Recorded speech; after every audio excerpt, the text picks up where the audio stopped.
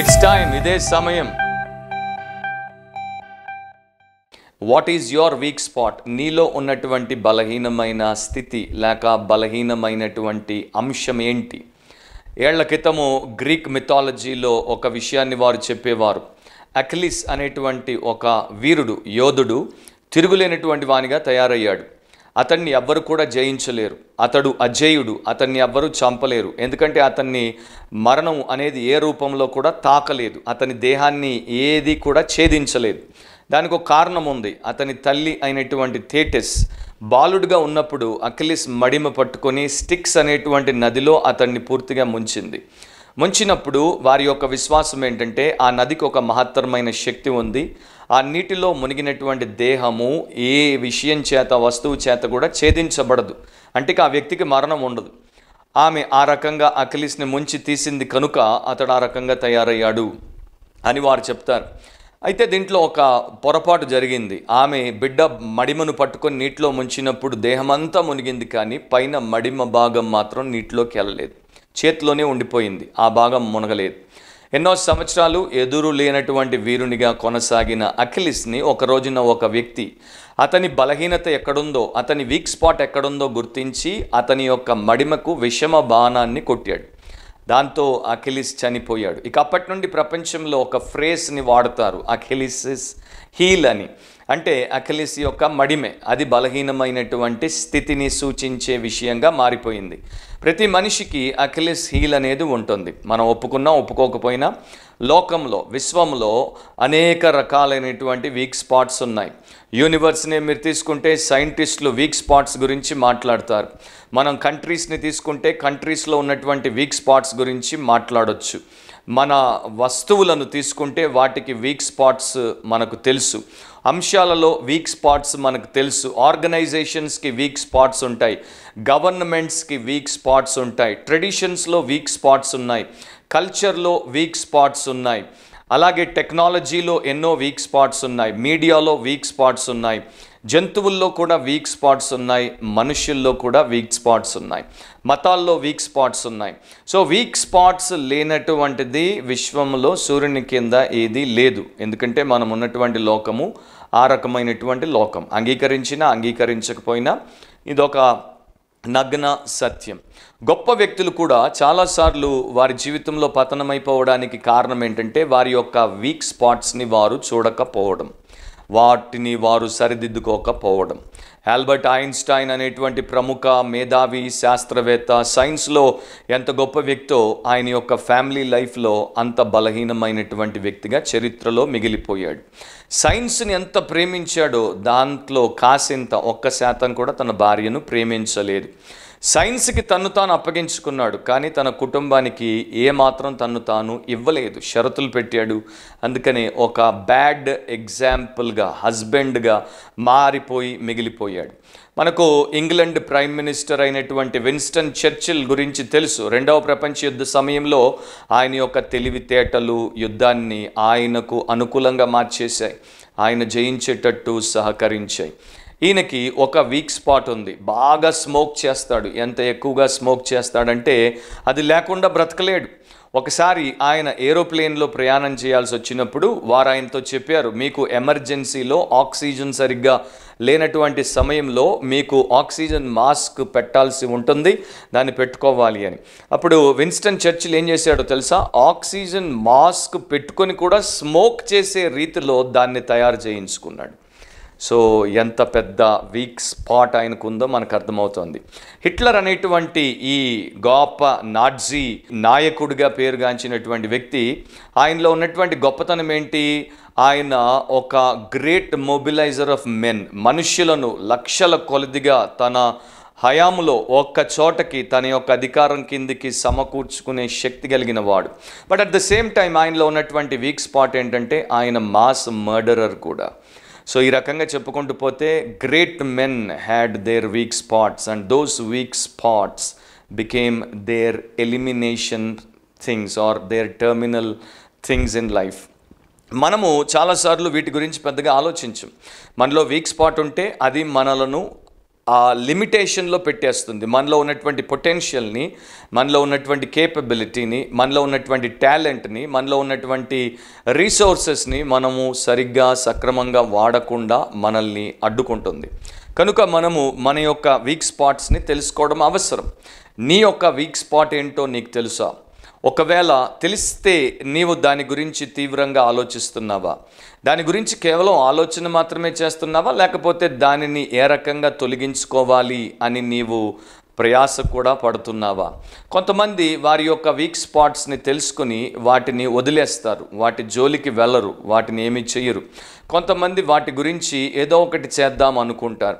మనం కళ కనడం ఒకటి, మనము కళను క్రియగా మార్చుకోవడం ఒకటి. చాలామంది వారి జీవితంలో సాధన చేయకపోవడం చేతే ఎన్నో విషయాలు సాధించలేరు. ఒకవేళ నీ వీక్ స్పాట్ నిన్ను ఇబ్బంది పెడుతుంటే, ఒకవేళ నీ వీక్ స్పాట్ నిన్ను బాధకు గురి చేస్తుంటే, ఒకవేళ నీ వీక్ స్పాట్ నిన్ను సరిగ్గా బ్రతకనివ్వకుండా ఉంటే, ఈరోజు ఈ యొక్క లైఫ్ లెసన్ నీకు చాలా ఉపయోగపడుతుందని నేను అనుకుంటున్నాను. మన యొక్క వీక్ స్పాట్ని మనము తెలుసుకోవడము, దాన్ని మనం తుదముట్టించడం చాలా అవసరం. మొహమ్మద్ అలీ మన ప్రపంచంలో వరల్డ్ ఛాంపియన్గా బాక్సింగ్లో పేరుగాంచాడు. ఆయన ఒక మాట అనేవాడు, ఎవడైనా సరే 20 ఏళ్ల వయసులో ఎలా ఆలోచించాడో 50 ఏళ్ల వయసు వచ్చినప్పుడు కూడా అలాగే ఆలోచించేవానిగా ఉంటే వాడు 30 ఏళ్ల జీవితాన్ని వృధా చేసుకున్నాడు. సో ఆలోచించండి, చాలాసార్లు వయస్సు పెరుగుతుంది కానీ వివేకం పెరగట్లేదు. ఈ రోజున మనుషులకు కావాల్సింది ఏంటంటే వివేకం ఉంటే చాలా వ్యర్థమైనటువంటి విషయాలకు దూరం అవుతాం. వీక్ స్పాట్స్ని మనము తొలగించుకుంటాం. సో 2 విషయాలు గమనించండి. ఒకటి, నో యువర్ వీక్ స్పాట్. మొదట మీలో ఉన్నటువంటి వీక్ స్పాట్, మీ బలహీనత స్థితి ఏంటో మీరు గుర్తించగలగాలి. మిమ్మల్ని మీరు డయాగ్నోస్ చేసుకోండి, మీ లైఫ్ని స్కాన్ చేయండి, మీ పర్సనాలిటీని మీరు క్లోజ్గా ఎగ్జామిన్ చేయండి, స్క్రూటినీ చేయండి. మైక్రోస్కోప్ కింద ఒక ఆబ్జెక్ట్ని పెట్టి మనం చాలా జాగ్రత్తగా నిశితంగా పరిశీలన చేస్తాం. అదే మన జీవితం వంక మనం చూసుకోవాల్సిన అవసరం ఉంది. మనం దాన్ని చాలా జాగ్రత్తగా పరిశీలన చేసుకున్నప్పుడు దాంట్లో మన యొక్క వీక్ స్పాట్స్ అన్నీ కూడా మనకు కనపడతాయి. కొన్ని కంటికి కనపడవు, కొన్ని కేవలం మనిషి యొక్క మనసుకు మాత్రమే కనపడతాయి. వాటిని ఆ రకంగా చూడడం చాలా అవసరం. ఒక ఆయన అన్నాడు, మేధావులు కూడా వారిలో వీక్ స్పాట్స్ ఉన్నాయి అన్నటువంటి విషయాన్ని చాలాసార్లు గుర్తించరు, కనుక అవి వారికి బ్లైండ్ స్పాట్స్గా మారిపోతాయి. సో బహుశా మీలో కూడా చాలా బ్లైండ్ స్పాట్స్ ఉన్నాయేమో. వాటిని మీరు మొదట స్పాట్ చేయండి. స్పాట్ చేయడం చాలా అవసరం, ఎందుకంటే అప్పుడే వాటి ద్వారా మీకు మేలు కీడు కలగకుండా మీరు జాగ్రత్త పడతారు. 4 అంశాలు నేను మీకు పాయింట్అవుట్ చేస్తాను చాలా బ్రీఫ్గా. మొట్టమొదటిది ఏంటంటే వీక్ ఇన్ థాట్, ఆలోచనలో లేకపోతే మన యొక్క మానసిక స్థితిలో మనము బలహీనంగా ఉండడం, మనస్సులో మేధస్సులో మనకు వీక్నెసెస్ని మనము కలిగి ఉండడం. ఒక మాట ఉంది బైబిల్లో, ప్రపంచ ప్రఖ్యాతిగాంచినటువంటి సామెతది, as a man thinks in his heart so is he. ఒక మనిషి తన మనసులో ఏ రకంగా ఆలోచిస్తాడో వాడు అదే రకంగా తయారవుతాడు. చాలా బలమైన శక్తివంతమైనటువంటి సత్యం. మంచివాడు మంచిగా ఆలోచిస్తాడు, చెడ్డవాడు చెడ్డగా ఆలోచిస్తాడు. మరి నీ యొక్క ఆలోచన ఎట్లా ఉంది? సరైనదిగా ఉందా, తప్పుగా ఉందా, నైతికంగా ఉందా, అనైతికంగా ఉందా, ఉపయోగకరంగా ఉందా, లేకపోతే నష్టాన్ని కలిగించేటువంటిదిగా ఉందా, నిన్ను పైకి ఎత్తేదిగా ఉందా, లేకపోతే నిన్ను పాతాళానికి తొక్కేదిగా ఉందా, అనుకూలమైనదిగా ఉందా, ప్రతికూలమైనదిగా ఉందా? మనం నిరంతరము ఆలోచిస్తూనే ఉంటాం. మెలకువగా ఉన్నప్పుడు, నిద్రలో ఉన్నప్పుడు మనస్సు ఒక యంత్రంలాగా పనిచేస్తూనే ఉంటుంది. అది ఆలోచనలను ఉత్పత్తి చేస్తూనే ఉంటుంది. మరి నీ ఆలోచనలే నీ జీవితాన్ని నడిపిస్తాయి. నీ ఆలోచనలు సక్రమమైనవో కావో, బలహీనమైనవో నీవు తెలుసుకోవాల్సిన అవసరం ఉంది కదా. కంప్యూటర్స్ మొదలైనప్పుడు వారు ఒక మాట, అంటే ఒక పదాన్ని వినియోగించేవారు, గీగో అనేవారు. Garbage in, garbage out. చెత్త లోపలికి వస్తుంది, చెత్త బయటికి పోతుంది. నీ కంప్యూటర్ నిండా నీవు చెత్తను నింపితే, ట్రాష్ని నింపితే అది చెత్తతో తయారైపోతుంది. సో దాంట్లో నుండి మరలా నీవు డిలీట్ చేసినప్పుడు చెత్త బయటికి పోతుంది. మనం చూసే విషయాల చేత, చదివే విషయాల చేత, వినే విషయాల చేత, చర్చించే విషయాల విషయాల చేత, హృదయానికి దగ్గరగా ఉన్నటువంటి విషయాల చేత మన మనస్సును నింపుకుంటాం. అండ్ మనస్సు దానికి అనుగుణంగా ఆలోచన అనేది చేస్తూ ఉంటుంది. కొంతమందిలో స్ట్రైకింగ్ థింకింగ్ ఉంటుంది, అంటే చాలా చక్కని ఆలోచన ఉంటుంది, వారిని ఎంతో ఉన్నతమైనటువంటి స్థితిలోనికి తీసుకెళ్లేటువంటి ఆలోచన ఉంటుంది. దురదృష్టవశాత్తు ప్రపంచవ్యాప్తంగా మెజారిటీలో స్టింకింగ్ థింకింగ్ ఉంది, అంటే బాగా దుర్గంధం కొట్టి మురికితో మాలిన్యాలతో నిండిపోయినటువంటి ఆలోచన. సో మనిషి జీవితము ఆ రకంగా పైకైనా పోతుంది, కిందికైనా పోతుంది, ఎందుకంటే మన యొక్క ఆలోచనను బట్టే మనం ఉంటాం. రెండవది వీక్ ఇన్ టెంపర్. మన యొక్క పర్సనాలిటీలో మనకు టెంపర్ అనేది ఉంది, అంటే అది కోపం అంటారు, ఉద్రేకం అంటారు, ఆవేశం అంటారు. సో ఈ రకంగా మనము మూడును బట్టి మనుషులము మారుతూ ఉంటాం. పరిస్థితులకు అనుగుణంగా మనం అడుగులేస్తాం కనుక మన యొక్క మూడును బట్టి మన టెంపర్ ఉంటుంది. ఇప్పుడే సంతోషంగా ఉండొచ్చు, మరుక్షణం ఒక చెడ్డ వార్త వినగానే దుఃఖములో మునిగిపోవచ్చు. అంతకుముందే నవ్వుతూ తులుతూ భార్యతో మాట్లాడుతూ ఉండొచ్చు, ఆ మధ్యలో జరిగినటువంటి ఒక అంశము మిమ్మల్ని వెంటనే భయంకరమైనటువంటి కోపిష్టిగా, ఆమె మీదకే కాలు దూసే వ్యక్తిగా తయారు చేయొచ్చు. సో టెంపర్ అనేది చాలా కీలకమైనటువంటి పాత్రను పోషిస్తుంది. మనుషులు రెండు రకాలుగా మరి వారి జీవితాన్ని వారు సమతుల్యతలో పెట్టుకోవాలి. అదేంటంటే మనకు ఇమోషన్ ఉంది, మనకు రేషనల్ ఉంది, లేకపోతే మనము రీజన్ అంటాం. సో ఇమోషన్, రీజన్ ఈ రెండు ముఖ్యం. బిడ్డ పుట్టగానే ఇమోషన్తో పెరుగుతాడు, రీజన్ ఉండదు, వెంటనే ఆ యొక్క వివేకం అనేది ఉండదు, ఉద్రేకంతో పెరగడం మొదలు పెడతాడు, ఇమోషన్తో పెరుగుతూ ఉంటాడు. సో మానవుడు ఒక ఇమోషనల్ క్రీచర్ అని మనం చెప్తాం. రేషనల్ క్రీచర్ తర్వాత అవుతాడు, కానీ ఇమోషనల్ క్రీచర్. సో వివేకము అనేది తర్వాత ఏర్పడినప్పటికీ జీవితంలో అనేక సందర్భాల్లో ఉద్రేకాన్నే ఆధారం చేసుకొని బ్రతుకుతూ ఉంటాడు. రెండు రకాలుగా బ్రతకొచ్చు, ఉద్దేశపూర్వకంగా బ్రతకొచ్చు, ఉద్రేకపూరితంగా బ్రతకొచ్చు. అండ్ ఎక్కువ శాతం మనుషులు వారి జీవితంలో ఉద్రేకానికే అవకాశం ఇస్తారు. టెంపర్ని లూజ్ చేస్తారు చాలా ఈజీగా, కానీ వారి యొక్క ట్రెజర్ని మాత్రం లూజ్ చేయరు. నేను అనేక ప్రయాణాల్లో నిరంతరం చూస్తుంటాను అబ్బాయిలను, అమ్మాయిలను, ఆడువారిని, మగవారిని, వృద్ధాప్యంలో ఉన్నవారిని. ఈ మధ్య చాలామంది వారి సెల్ ఫోన్ చేతుల్లో పట్టుకొని కనబడుతూ ఉంటారు. మీరు ఒక్కసారి వారి యొక్క హ్యాండ్ వైపు చూడండి, వారి గ్రిప్ చూడండి, గట్టిగా ఫోన్ పట్టుకొని మనకు కనబడతారు. ఎందుకంటే మనం వార్తల్లో వింటున్నాం, చదువుతున్నాం, కొందరు ఫోన్ దొంగలు ఉన్నారు, చేతుల్లో ఉన్న వాటిని లాక్కెళ్ళిపోతున్నారని.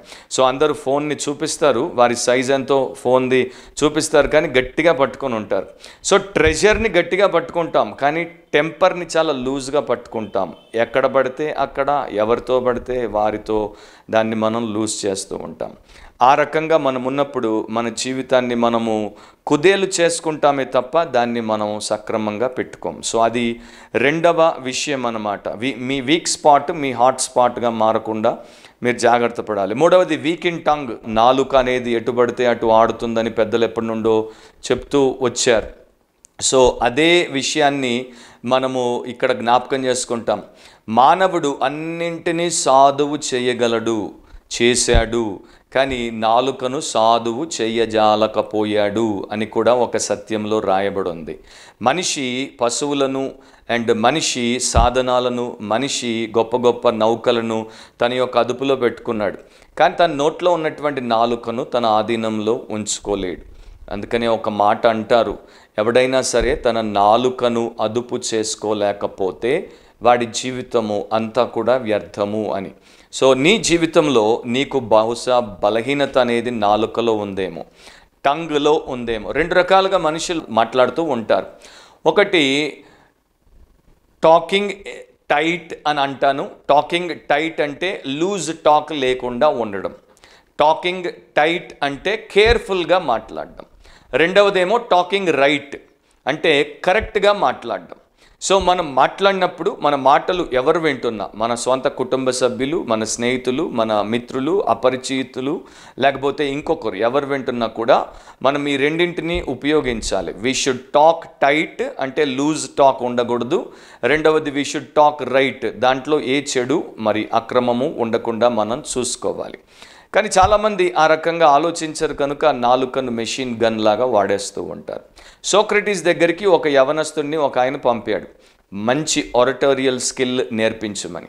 సో సోక్రటీస్ అతనితో చెప్పాడు, నేను నీకు నేర్పించాలంటే డబుల్ ఫీ ఇవ్వాలి, 2 ఫీజులు ఇవ్వాలి అన్నాడు. అప్పుడు యవనస్తుడు అన్నాడు, ఒక్కసారి ఒక్క పాఠం నేర్చుకోవడానికి 2 ఫీజులు ఎందుకు అంటే, సోక్రటీస్ అన్నాడు, నేను నీకు 2 పాఠాలు చెప్పాలి కనుక 2 ఫీజులు ఇవ్వాలి. ఎందుకు 2 పాఠాలు అని అడిగినప్పుడు ఆయన అన్నాడు, మొదట నీ నాలుకను ఎలా అదుపు చేసుకోవాలో నేను నీకు నేర్పాలి, రెండవది నీ నాలుకను ఎలా సరిగ్గా వాడాలో నేను నీకు నేర్పాలి, అండ్ ఈ 2 నేర్పాలి కనుక నాకు 2 నువ్వు చెల్లించాలి. ఈ 2 చాలా కష్టమైంది ఏంటంటే నాలుకను ఎలా అదుపు చేసుకోవడము అని అన్నాడు. సో 4వది ఏంటంటే వీక్ ఇన్ టెంప్టేషన్.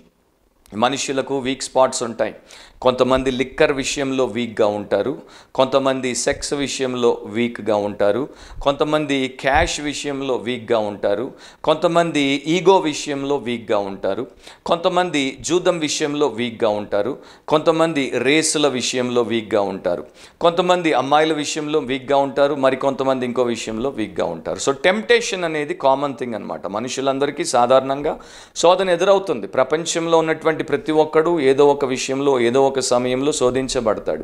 ప్రపంచంలో మనకి ఏదైనా అట్రాక్టివ్గా కనబడింది అనగానే అది తర్వాత ఫేస్లో సిడక్టివ్గా మారుతుంది. అంటే మనల్ని లాలించి మనల్ని లాగేసే పరిస్థితిలోనికి తయారవుతుంది. అండ్ చాలాసార్లు మనం వీక్ స్పాట్లను గుర్తించాం కనుక మనం దాంట్లో స్లిప్ అయి పడిపోతాం. పడినప్పుడు మనకు చాలా పెద్ద దెబ్బ తగులుతుంది. నైకీ అనేటువంటి ప్రముఖ షూ కంపెనీ వారు ఒక యాడ్ని ప్రవేశపెట్టినప్పుడు ఒక మోటోని పెట్టారు. టిక్ సైన్ పెట్టి జస్ట్ డూ ఇట్ అనే పదాలు రాశారు. మనందరికీ ఉన్నటువంటి ఒక అవగాహన ఏంటంటే, మనందరిలో బై డిఫాల్ట్ ఉన్నటువంటి లక్షణం ఏంటంటే, మనకి ఏదైనా నచ్చితే మంచా చెడా అని ఆలోచించం. మన ధోరణి ఏంటంటే just do it. If we do it, we will get pleasure out of it. If we do it, we will enjoy it. If we do it, we have done our own thing, so we are satisfied. So ఇది hour mentality అనమాట. దీన్ని బట్టి మనుషులు వారి యొక్క జీవితాన్ని నడుపుకుంటారు. So మొట్టమొదటి సత్యం ఏంటంటే నో యువర్ వీక్ స్పాట్. నీ యొక్క బలహీన స్థితిని గుర్తించు. రెండవది blow up your week spot. నీ బలహీనమైనటువంటి ఆ స్థితిని అక్కడ నుండి తొలగించేసేసుకో. దాన్ని పూర్తిగా నీలో నుండి తీసివేసుకో. దాన్ని పీల్చివేయి. అది నీకు ఏమాత్రం మేలుకరం కాదు. అది ఉంటే నీవు ఉండవేమో, నిన్ను అది ముందే కాటికి తీసుకెళ్ళిపోతుందేమో. కనుక దాన్ని నీవు తొలగించుకోవడం చాలా అవసరం. జ్ఞానము అనేది ఏంటి అంటే, మనలో ఒక బలహీనత ఉంది అని తెలుసుకున్న తర్వాత దాన్ని వీలైనంత తొందరగా తొలగించుకోవడమే జ్ఞానం. సమాచారం ఏంటి, బలహీనత ఉంది అని మనకు తెలియడం, కానీ జ్ఞానం ఏంటి, దాన్ని ఎలా తొలగించుకోవాలో మనం తెలుసుకుని ఆ ప్రకారం దాన్ని చేయడం. ఈరోజున చాలామందికి తెలివి ఉంది కానీ జ్ఞానం లేదు. మరి దాన్ని మనం ఉపయోగించుకోవడం చాలా అవసరం. నా ఇల్లు తగలబడిపోతున్నప్పుడు ఆ వార్త నాకు తెలిస్తే నేను చూస్తూ ఊరుకోకూడదు. వెంటనే పోయి దాని యొక్క మంటలను ఆర్పుకోవాలి. నీ జీవితం తగలబడుతున్నప్పుడు కాలుస్తున్నటువంటి ఆ ఫైర్ ఎక్కడుందో నీకు తెలిసినప్పుడు దాన్ని ఆర్పే బాధ్యత నీది. సో వీక్ స్పాట్స్ని మనము ఆ రకంగా ఆర్పివేయాలి, తొలగించుకోవాలి. టైటానిక్ అనేటువంటి అన్సింకబుల్ షిప్ సింక్ అయిపోవడం ప్రపంచంలో ఒక ఆశ్చర్యమైన విషయం. 100 ఏళ్ల క్రితము అది ప్రయాణం సాగించినప్పుడు దానికి ఆ మునక కన్నా ముందే హెచ్చరికలు వచ్చాయి. దాంట్లో ఉన్నటువంటి కెప్టెన్కి హెచ్చరికలు వచ్చాయి.